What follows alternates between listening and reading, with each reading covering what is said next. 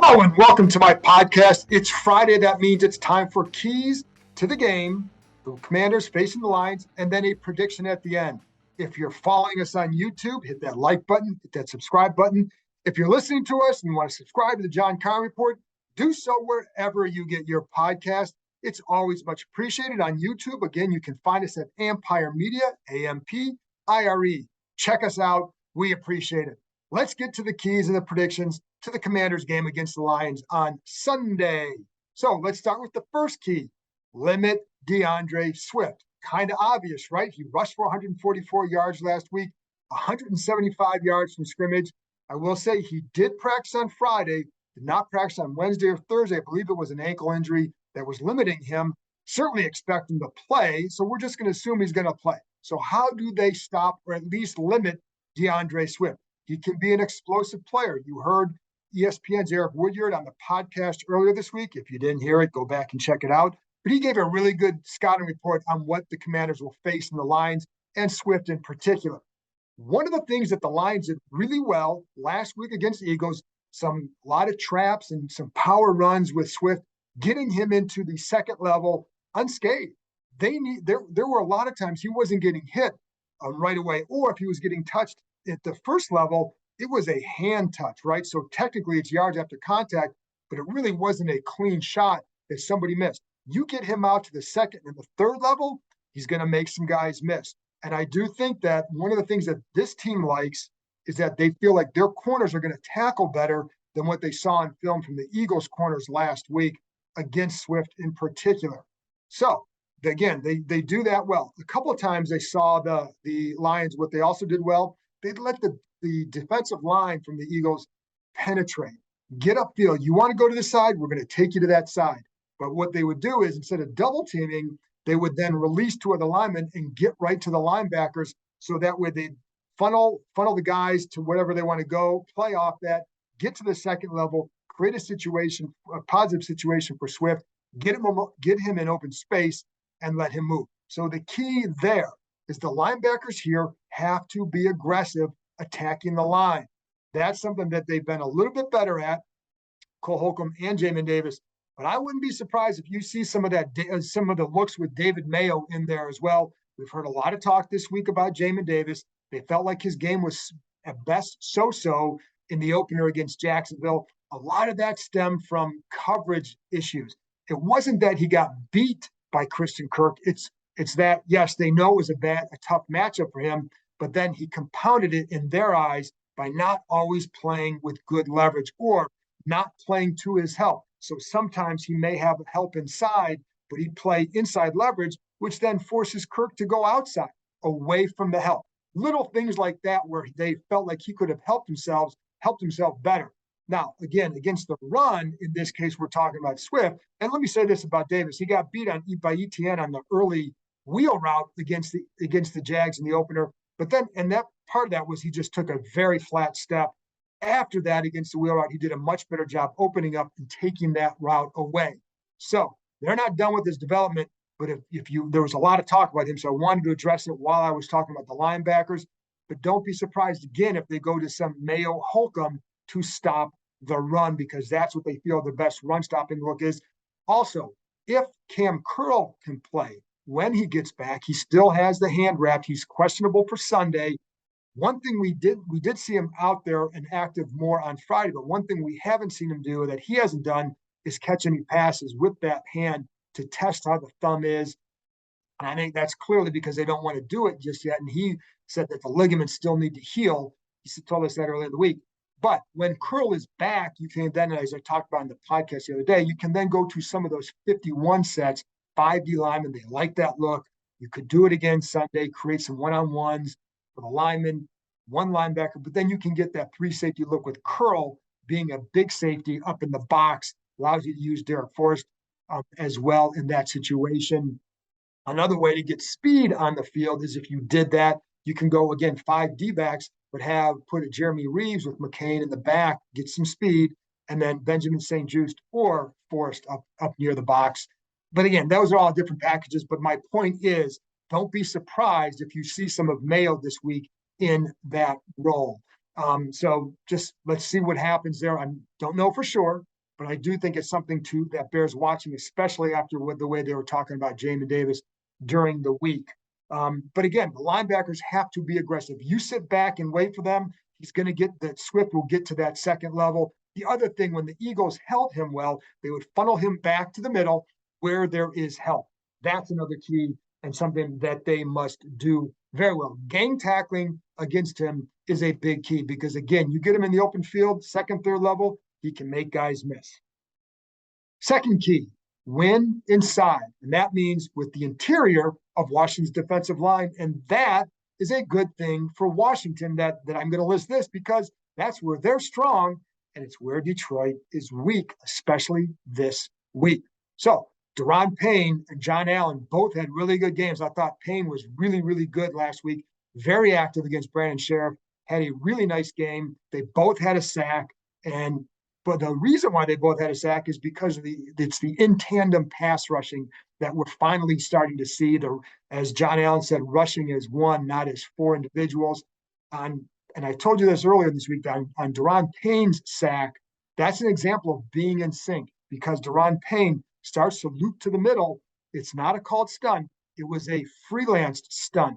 But then once Allen sees what Payne is doing, he then loops back outside to fill the gap, to fill the void that left by Payne. Ron Rivera talked about this happening at other times with this line. That's a good sign, and that's something they need more of. But here's the real issue for Detroit. This is where they're weak on Sunday. So they have an all-pro center in Frank Ragnow. He hasn't practiced this week. They have Pro Bowl left guard. He hasn't practiced this week. They have issues at right guard. It's a bad situation for them. Taylor Decker, their left tackle, is slowed as well. That's going to be an area that Washington has to take advantage of. Again, Jonah Jackson, left guard, I don't know what he's going to play. And I just mentioned him. He was a Pro Bowler. But without those two inside, plus a right guard that just had a tough game last week, and the starter there is out as well. So that's an issue for Detroit. That's where Washington can really take advantage. Now, Jared Goff, one thing is you want to put pressure on him. You want to put pressure on every quarterback. This team does feel that Goff responds well under pressure. Last week, though, he was 9 for 18 under duress. There were a couple drops by DJ Chark, was one of the guys who dropped the ball. I saw a couple drops in those situations.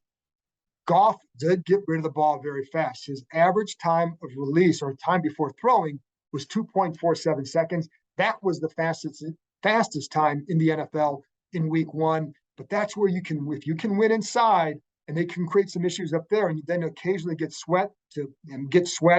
And Casey Toohill, James Smith-Williams, push Goff up, pinch him inside. They could have a pretty solid day inside there. By the way, Sweat had a good game in the opener, but they really liked, too, what Casey Toohill did. The feeling with him, and this is where you go, and I'm going to go back to that 51 set for a minute here since I thought of it. But one of the things that he gives you in that 5 D lineman set is a guy who can drop and play in some coverage, play in space. You saw that last week. They bring the corners aggressively, but if you're going to do that, they still like to bring 4 and drop 7, but that 4 can come from anywhere. So you saw with the corners a couple of times some corner blitzes, and you'd see the tackles, for example, drop in the middle. You'd see Toohill drop on occasion, and they like Toohill and Shaka Toney in that kind of role. So if they go to a 5D lineman set, there are things that you can do in the past, and it's not just to stop the run. It's to create almost like a de facto 3-4 look for an offense because who is going to come? They may not always send 5, so who is going to come? That's what Toohill gives you, and that's what those guys can be effective, pinching toward the middle, letting Allen and Payne have a big day. And then along with that, corners have to play well. The one thing I know there was a lot of heat thrown at the corners last week. One of the things they really liked was the aggressiveness and the physical play by the corners, Fuller, St. Juste, and Jackson. They need to continue that this week. Detroit does have weapons that can hurt you. They're not a bad offense at all. So those guys have to kind of clamp down, have a good game as well, along with that interior pressure. Finally, the last key to me, win outside on offense. That means the receivers against Detroit's secondary. One of the things the Lions really like to do is play a lot of press man. We saw it last week. There's about half the time against the Eagles, they're going to be in press man. They did a lot of that last year. Now they will play zone. They definitely will play zone, and it wouldn't shock me if they play more zone this week because this is a tough offense and a tough receiving core to play a lot of man-to-man coverage against. If they do, these guys have to feast on the outside. And my bold prediction for ESPN.com this week was that Jahan Dotson would top 100 yards for the first time in his career. It's only 2 games, but first time in his career, because I think they're going to have some issues being able to match up all over the place.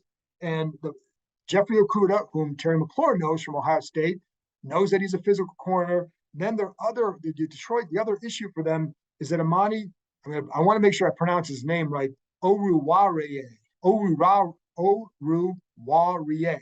Penn State teammate of Jahan Dotson's. He has not practiced, and there's concern that he may not be able to play. So if he doesn't, that's a big loss for Detroit. So that may limit their ability to play as much press man as they want to and get their hands and test this receiving core in that situation. If they do play a lot of man, even if they don't, I still think you got to win outside. But if they do, then you're going to start to see Washington move some of these guys around. One of the things they did really well last week was exactly that, moving guys around, getting them in motion before the snap and taking them away from some of those press situations, creating an advantage for them by getting them on the move, etc. You saw a lot of picks, screens, we'll call them more obstructive screens instead of just because they're just running into guys or at least obstructing them and making it tough to get over there. They did that very well. So if they see that press man, again, it was, for all you guys who want teams to play up a lot, then you would have liked what you saw from Detroit last week as far as the style of play. They give up a lot of points. Keep in mind, I don't think this Lions defense is horrible.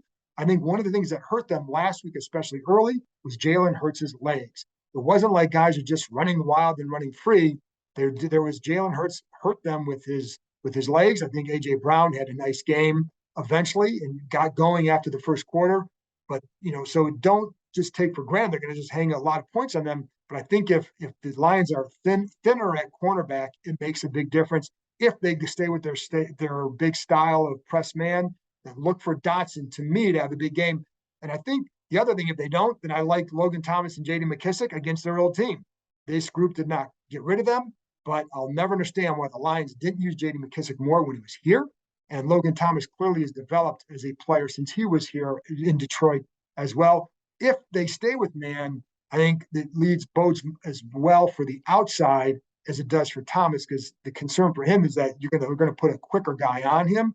That's when he can body up and be effective in the red zone, especially. So there you go. Those to me are the keys of the game. Now, my prediction, I think all week I've been going back and forth in this game because I think this is going to be a very tough game for Washington. I think Detroit is an improved team. You don't want to go 0-2 at home. This is a big year for them to show progress, just like it is for Washington to show some progress. But you can't start year 2 0-2 at home. That makes the Lions a desperate team, no doubt. My concern for them are the injuries. There are some key injuries at spots that I think are going to make it tough for them, especially at the interior and then at corner. If that's the case, then that's why I'm going to stick with Washington in this one. I'll just say Commanders 30-27. I don't know, we'll see if the Lions have the issues along the front. I don't know that they get to 27 and maybe then a 27-21 type game. But regardless, I like Washington in this one because of those injuries. So there you go. That's it for me. I appreciate you tuning in. Reminder, check out Between the Hashes, my son Matthew's preview of the college football games this weekend. That's on the Empire Media YouTube page. And he does a game of the week, and he also does an underrated game of the week and hits on some other games as well. And I'll be back after the game with the voice of the Commanders, Graham Weinstein. That podcast will be up probably around 10:30 Sunday night. Video will be up first thing Monday morning. Check it out. As always, I appreciate it, and I'll talk to you next time.